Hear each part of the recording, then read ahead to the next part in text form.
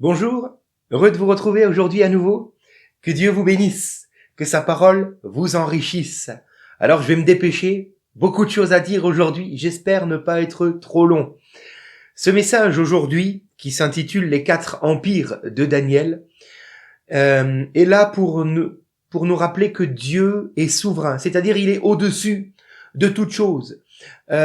Au-dessus de ce que le monde vit. Dieu tient tout cela dans ses mains, il n'est jamais surpris. Alors ce message va certainement pouvoir rassurer nos cœurs, face peut-être à ce que nous pouvons vivre en ce moment, et face aussi à ce que nous vivons plus personnellement dans nos vies.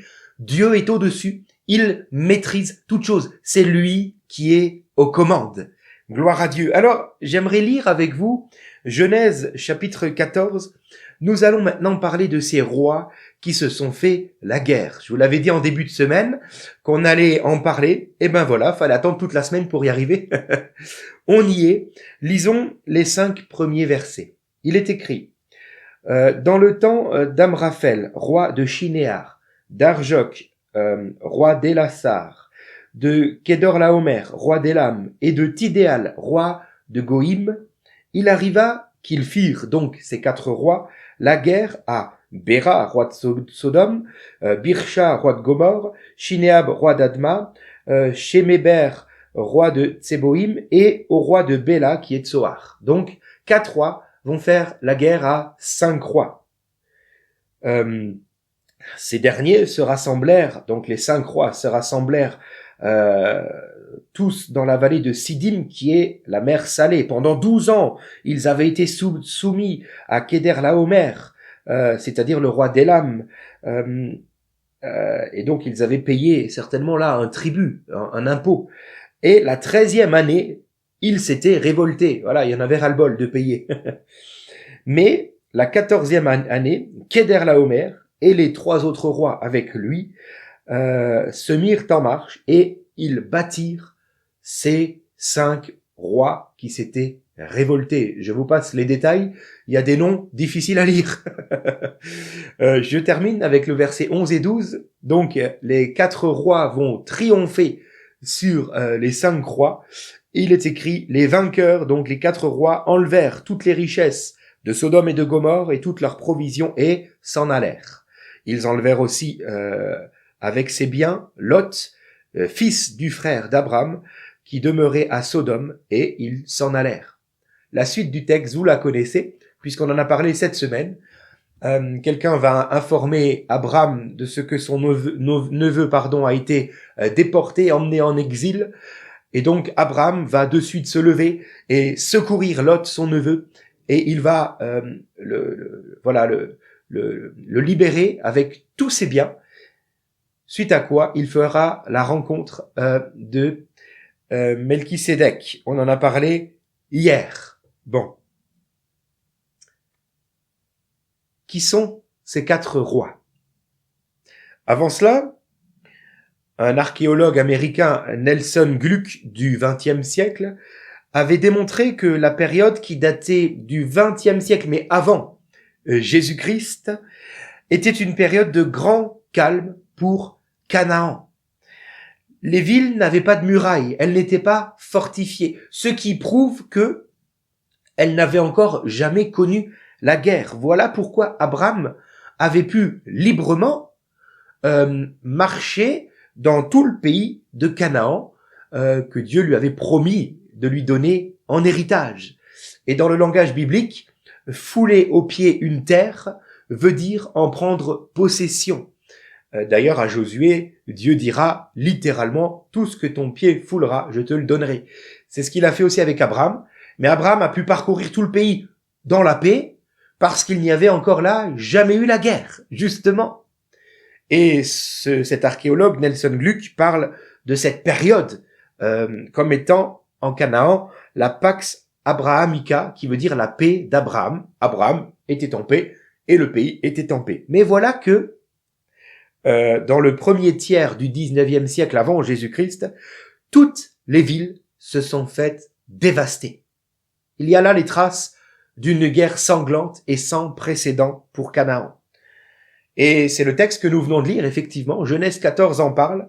4 rois vont faire la guerre à 5 rois qui s'étaient mis en alliance, qui ont fait une coalition pour se soulever, se révolter contre ceux qui leur font payer les impôts. Bon, les taxes. Alors, qui sont ces 4 rois qui finalement vont triompher sur ces 5 rois où se trouvait Lot dans le pays de Sodome? Premièrement, nous avons Amraphel, roi de Shinéar. Deuxièmement, Arioch, roi d'Élazar. Troisièmement, Kedorlaomer, roi d'Élam. Et puis Tidéal, roi de Goïm. Alors, un petit zoom sur ces rois-là, si vous le voulez bien, parce que ça va nous parler.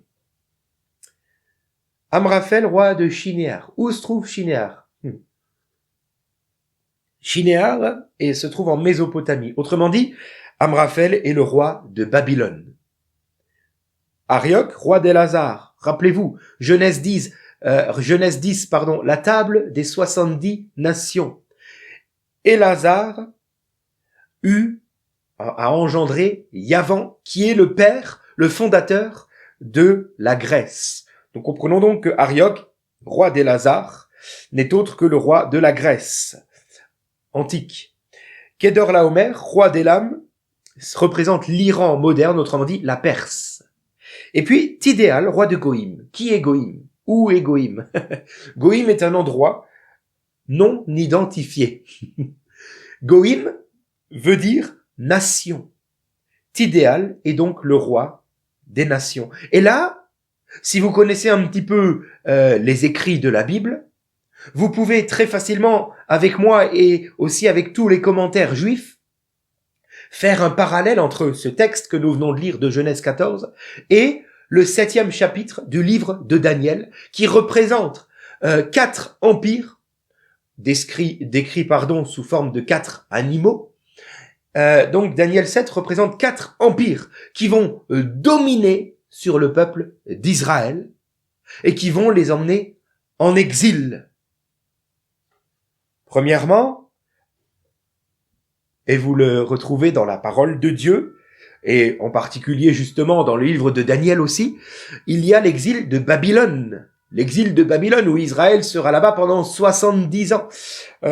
Et donc nous comprenons là que Amraphel, ce premier roi, décrit parmi les 4, représente ni plus ni moins que Nebuchadnezzar, qui est le roi de Babylone et qui a déporté tout Israël pendant 70 ans. Et nous retrouvons cela dans la parole de Dieu.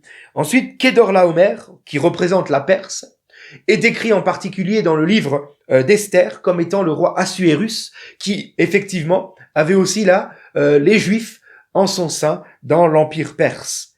Élazar, qui représente la Grèce, effectivement, le peuple juif a aussi connu un exil en Grèce, et cela n'est pas décrit dans la Bible, mais dans les livres apocryphes, c'est-à-dire qui ne font pas partie de la Bible comme étant reconnus comme étant inspirés de Dieu, mais qui font partie des écrits historiques et bibliques. Et les livres historiques confirment bien que les Juifs ont aussi connu un exil en Grèce. Et nous retrouvons tout cela non seulement dans le texte que nous lisons, mais aussi dans le Daniel chapitre 7. En ce qui concerne Tidéal, roi de Goïm, roi des nations. À l'époque, Jésus avait défini les Romains, car vous savez certainement que Jésus, quand il est venu sur terre, à ce moment-là, les Juifs étaient sous la coupe de l'Empire de Rome. Et Jésus va être crucifié. La crucifixion est un châtiment purement romain. Les Juifs n'ont jamais crucifié qui que ce soit. Jésus, justement, définit les Romains comme étant le peuple des Goïm. Il dira dans Matthieu 17, versets 22 et 23, « Montons à Jérusalem, nous allons monter à Jérusalem et le Fils de l'homme va être livré entre les mains des nations qui vont le crucifier. » Littéralement, entre les mains des Goïm. Jésus désigne ici très clairement ses bourreaux. Ce ne sont pas les Juifs. Ce sont les nations. L'Empire Rome est appelé soit Goïm, soit Édom. Édom, qui est la lignée descendante d'Ésaü, le frère de Jacob, et qui représente l'Europe. Mais ça, on en reparlera au moment de parler d'Ésaü. Mais nous comprenons finalement que au travers de Tidéal, roi de Goïm, roi des nations, il est là encore un exil pour tout le peuple d'Israël ou dans les nations.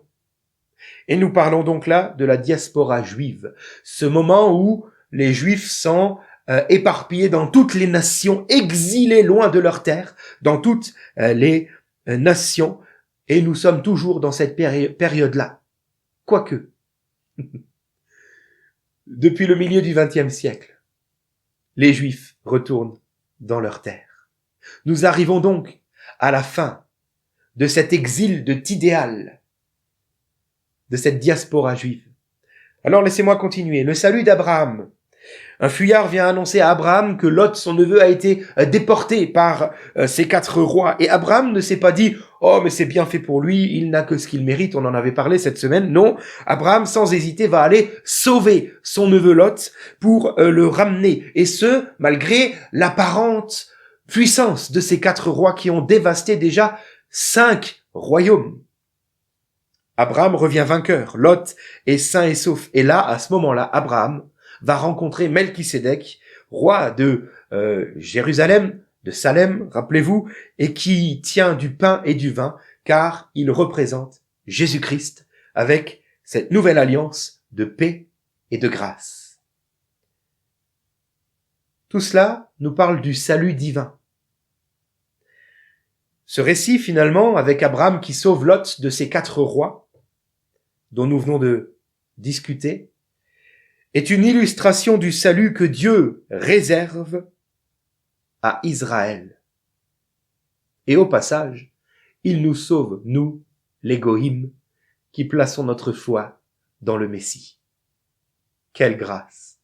Quel Dieu merveilleux et plein de bonté. Oui, Dieu est amour. Il sauve même les Goïm qui ont mis Jésus sur la croix.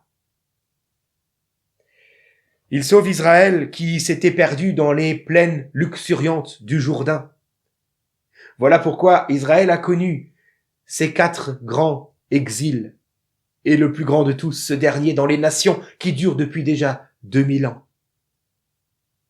Parce que Israël s'est perdu dans les plaines luxuriantes du Jourdain, tout comme Lot s'y est perdu et été emmené en exil par ces 4 rois. Israël est emmené en exil à cause de cet attrait qu'il avait pour les plaines du Jourdain. Nous disons cela comme ça, n'est-ce pas?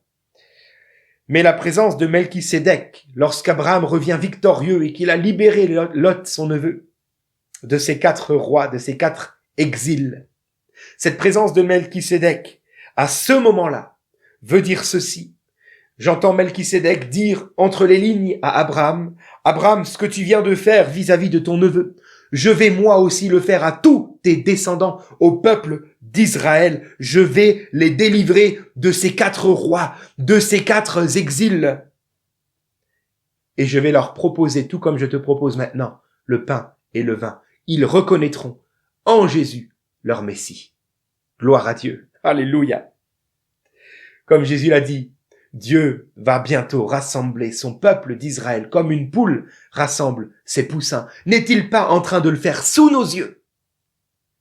Nous vivons cette période-là. Dieu est aux commandes de tout ce que nous connaissons aujourd'hui dans le monde.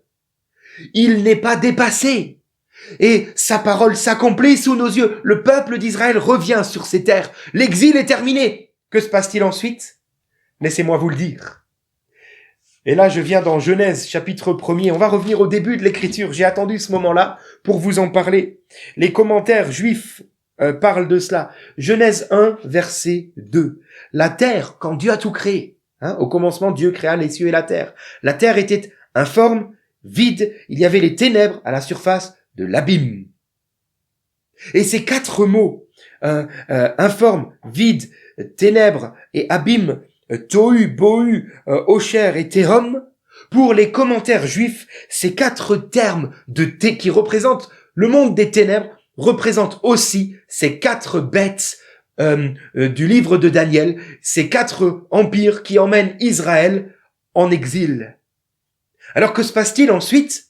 L'Esprit de Dieu se mouvait au-dessus.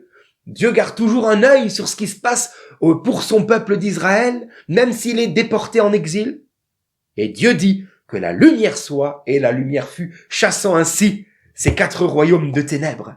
Quand la lumière apparaît, les ténèbres ne sont plus. Et ainsi nous comprenons que, à l'avènement du Fils de Dieu, à son retour, ces 4 empires n'existeront plus. Israël sera dans la paix à Jérusalem, par le prince de Jérusalem, Jésus-Christ. Et puis, les commentaires juifs continuent en disant, mais remarquez ce qui se passe. Adam, le premier homme que Dieu a créé, Adam, a dominé sur les animaux, en les nommant, rappelez-vous, on en avait parlé, il a dominé sur les animaux, et ensuite, il a connu sa femme. De la même manière, le nouvel Adam, Jésus-Christ, quand il reviendra, dominera sur ces 4 animaux, ces 4 bêtes, ces 4 empires. Ensuite, il prendra son épouse, qu'est l'Église, et ce sera le festin des noces. Alléluia, que cette parole nous réjouisse. Israël est le phare de Dieu sur la terre. Et nous voyons dans quelle époque nous vivons aujourd'hui quand nous regardons à Israël, car Dieu conduit toutes choses pour son peuple, sans oublier l'égoïme qu'il veut sauver et dont nous faisons partie. Que la grâce, l'honneur et la louange soient rendus au Seigneur. Merci mon Dieu pour ta parole qui s'accomplit sous nos yeux. Merci de bénir Israël. Merci de ce que tu ne les oublies pas, tu les rassembles et tu les aimes. Tu les rassembles dans leur pays, mais aussi tu les rassembles face à leur Melchisédek. Qu'ils puissent au plus rapidement rencontrer leur Messie qui tient ce pain et ce vin. Toi-même, Jésus-Christ. Que leurs yeux s'ouvrent et que tu reviens bientôt. Seigneur, nous t'en prions. Viens, Seigneur. Viens, mon Dieu. Amen. Voilà, que Dieu vous bénisse. Je vous souhaite un très bon week-end, un très bon culte ce dimanche. Et à lundi pour les cafés à la fois.